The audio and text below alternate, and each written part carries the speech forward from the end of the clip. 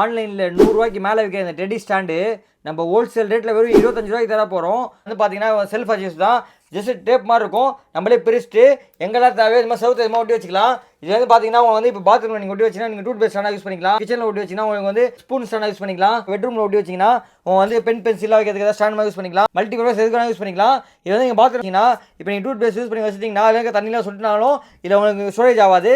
கீழே ஃபுல்லாக ஹோல்ஸ் கொடுத்துருக்காங்க. இதில் வந்து ஹோல்ஸில் வந்து தண்ணியில் ஃபில்டர் ஆகி கீழே வந்துடும். இது வந்து பார்த்தீங்கன்னா ஒரு பீஸே வந்து 100 ரூபா விற்கிறாங்க.